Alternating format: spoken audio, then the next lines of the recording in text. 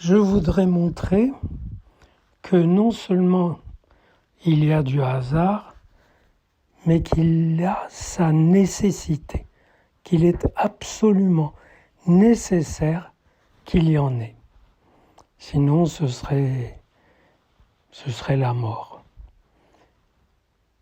Alors, d'habitude, on oppose hasard et nécessité.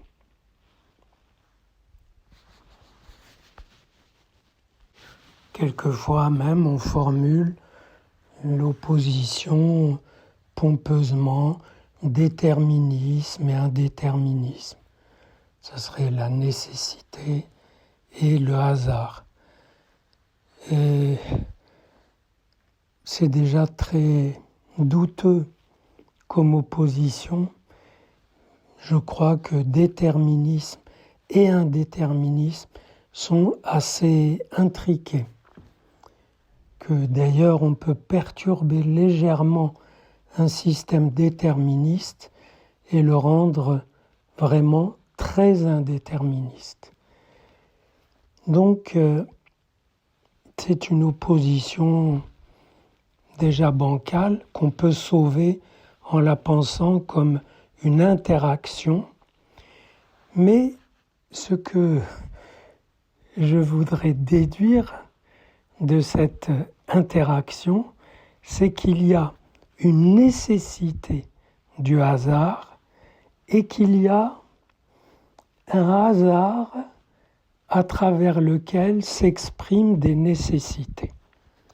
Je m'occupe d'abord de la première partie.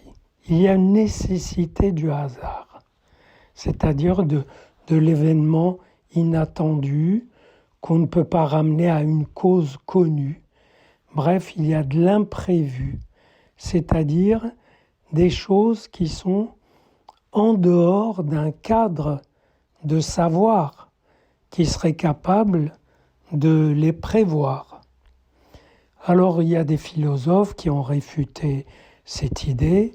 Le plus fameux, c'est Leibniz, qui dit que rien n'arrive sans une cause suffisante, une cause qu'on pourrait connaître si on avait une connaissance assez vaste. En somme, une cause qu'on pourrait connaître si on pouvait la connaître. Et pour abolir le hasard, on serait amené à connaître la cause de cette cause, puis la cause de cette cause, de la cause de cette cause, etc. Ce qui amènerait à supposer un Dieu qui connaîtrait toutes les causes, tous les événements, passés, présents, à venir. Et c'est une hypothèse beaucoup plus lourde que de supposer le hasard. Je dirais même de croire au hasard, c'est-à-dire d'aimer le fait qu'il y ait du hasard, qu'on peut le constater tous les jours.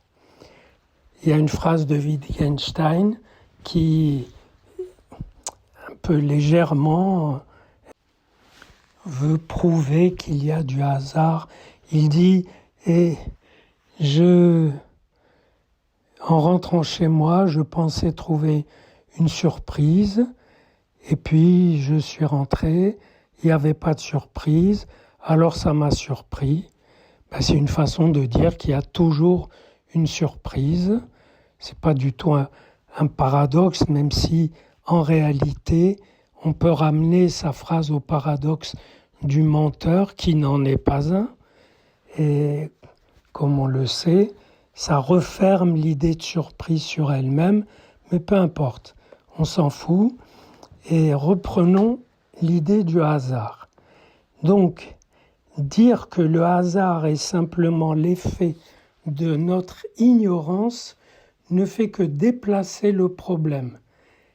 Il y a du hasard équivaut à dire qu'il y a de l'irréductible dans notre ignorance. Qu'on aura beau augmenter notre savoir, il y aura toujours de l'ignorance. Donc,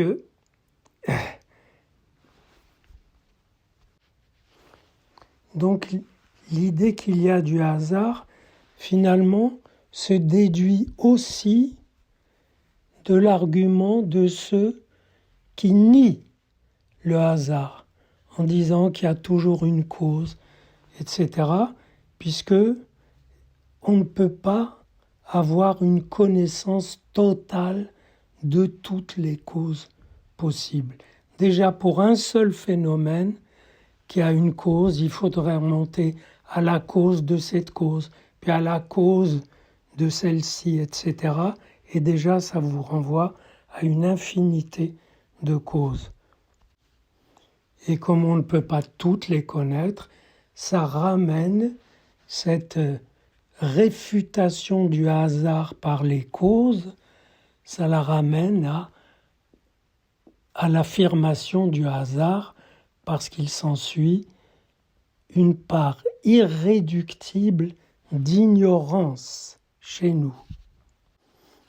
Alors j'ai vu une boutade de Étienne Klein qui parlait du hasard, qui disait qu'il n'y a un seul cas où ils connaissent une cause d'un phénomène qui serait cause d'elle-même, c'est les retards dans les aéroports ou dans les gares, mais surtout les aéroports, où on vous dit qu'il y aura du retard au départ et que c'est dû à l'arrivée tardive de l'appareil.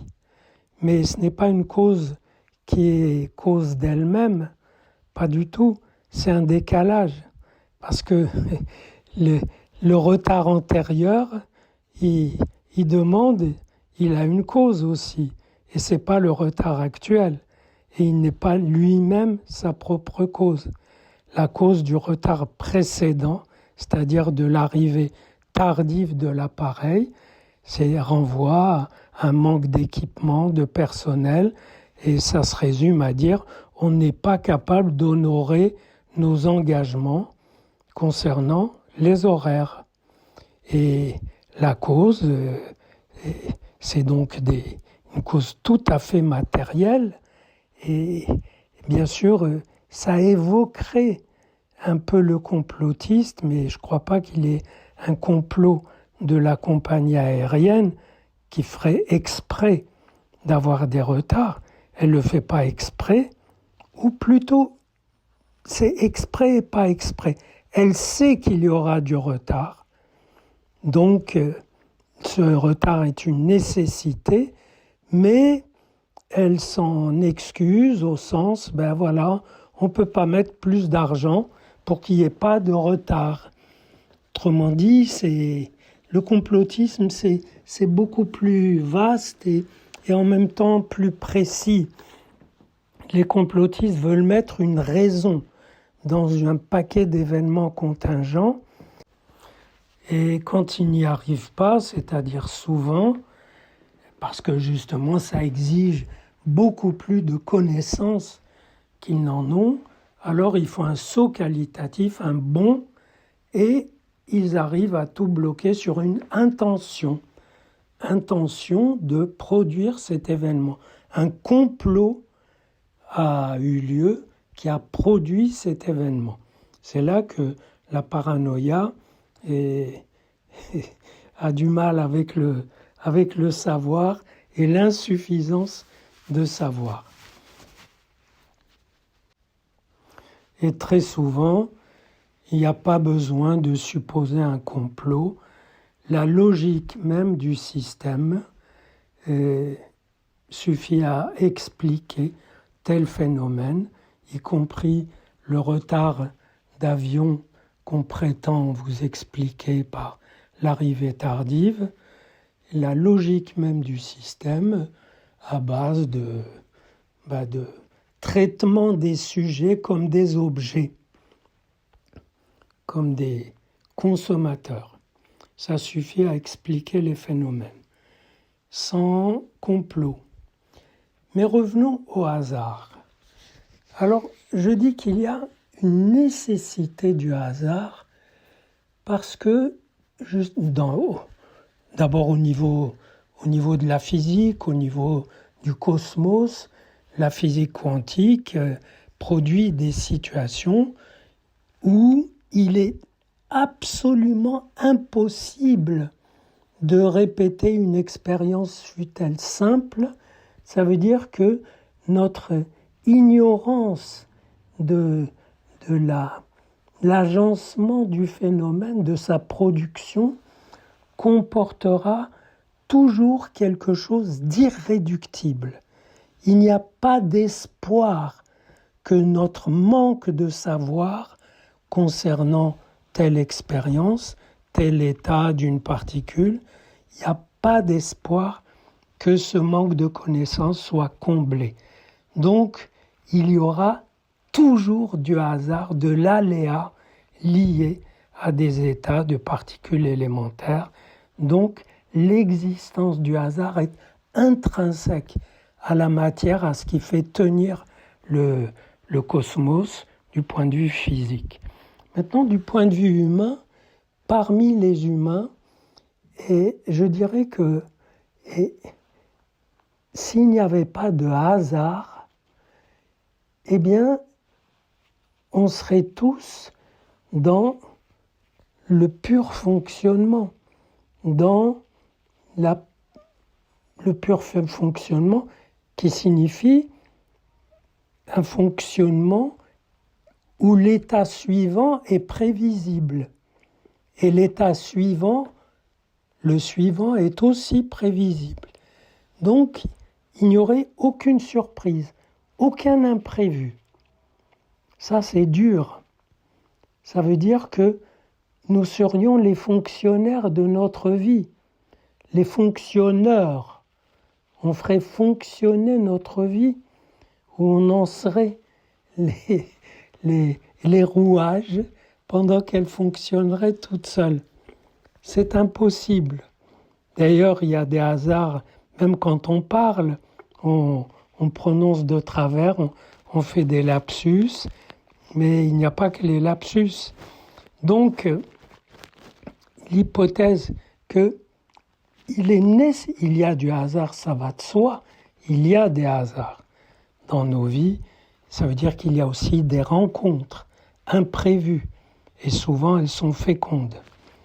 Sans les hasards de nos vies seraient totalement plates, stériles, prévues et prévisibles. Maintenant, parmi les hasards qui se produisent dans nos vies individuelles et sociales, certains, on pourrait les appeler des chances. Ça veut dire qu'il y a toujours au moins un individu pour qui ce hasard est une chance, est un hasard favorable. Sinon, il faudrait supposer que des hasards ne cessent de se produire et que pour personne, ça n'est des chances. C'est très dur. Ça veut dire que des hasards se produisent, mais qu'on y est totalement indifférent, ou qu'ils sont tous défavorables, qu'ils sont tous des malchances. C'est impossible, parce que ça veut dire que nos vies se dégraderaient et progressivement et rapidement à force d'encaisser des malchances. Donc, parmi les hasards qui arrivent, il y a toujours des chances. Donc, il y a toujours l'interpellation à tenter de s'y raccrocher, de s'en servir, de leur donner une résonance, etc. Et c'est dans ce sens qu'il faut comprendre l'opération freudienne ou psychanalytique qui est que une patiente dit voilà, il m'est arrivé et j'ai rêvé de ce chiffre, de ce nombre, et Freud dit c'est pas un hasard. Et il va montrer que ce n'est pas un hasard. Donc il y a une opération d'interprétation qui, partant de quelque chose qui a l'air d'un hasard, montre que ce n'est pas un hasard, ça veut dire montre que ce hasard est plus ancré dans votre vie que vous ne le pensez. Et c'est peut-être par là que vous pouvez en faire une chance. Et l'inverse aussi arrive. Quelque chose, voilà, arrive par hasard, on dit, ben, c'est pas un hasard, et quelque chose arrive selon sa nécessité, et puis quelqu'un dit, comme par hasard, c'est-à-dire, comme par hasard, il est arrivé. C'est-à-dire qu'il pointe une possibilité d'un hasard supplémentaire là où il n'y en avait pas. Donc aussi une possibilité de chance supplémentaire. Voilà. Bonne chance. Et si la vidéo vous plaît, il paraît qu'il faut que je vous demande de vous abonner.